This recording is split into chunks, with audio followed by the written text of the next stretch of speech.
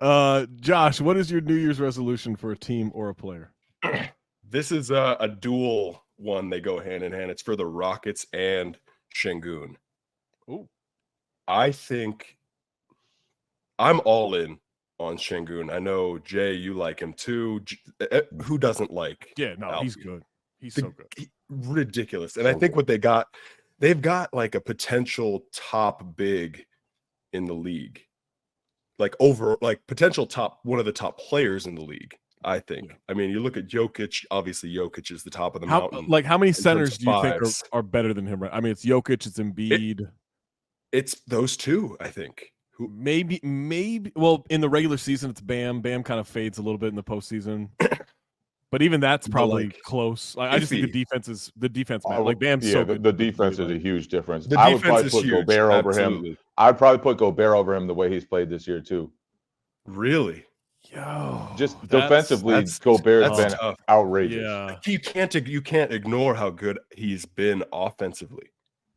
Oh, I'm not. I just think Gobert has been the best defender in the league. I just think that like the Rockets have a unique opportunity here. They've got a guy, and I'm not saying obviously Jokic is an outlier. He's elite. Yeah. He's a different level.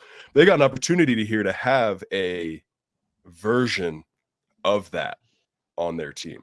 Even if he maxes out at like 75% of what Jokic is, that's an incredible. And he can do it. Yeah. I mean, he's 21 points a game, 9 rebounds, and like more than 5 assists now. Like the guy, like I think Houston has a real crazy opportunity. What's fun about him too is like you can tell like he's had flashes of this, but you can tell the confidence is building into like a none of you fuckers can guard me.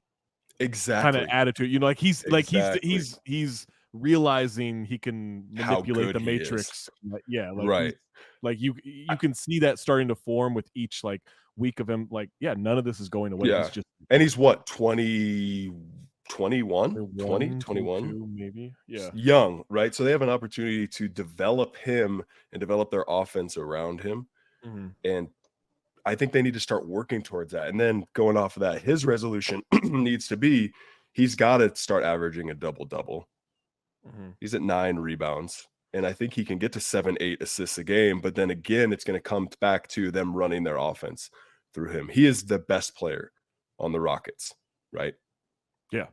He is. Easily. Yeah. And I think that they can take a little bit of a blueprint from how Denver runs their offense through Jokic and do somewhat of the same thing. But I don't think it's not obviously Jokic is Jokic.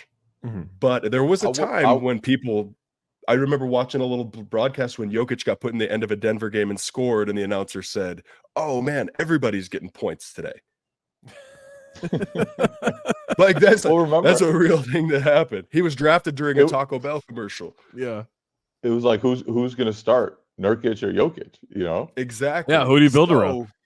And they chose poorly. They chose poorly. Now, I don't know, man. Nurk's pretty good. But I wouldn't be surprised if it even stunned the new coaching staff there a little bit, just how good Sengun is. Yeah, and just how valuable he could be to an offense. So, like, when they came into this season, I don't think they were thinking we need to build everything around this guy. No. Whereas now it's probably time to shift that. Yeah. Yeah. It's time for a change, right? Mm-hmm. And everything they need to run. They called like a Zoom action, like Denver runs, right? Where they just have him at the top of the key and he gets the choice. Go right, go left, handoff, pick and roll, whatever he wants to do.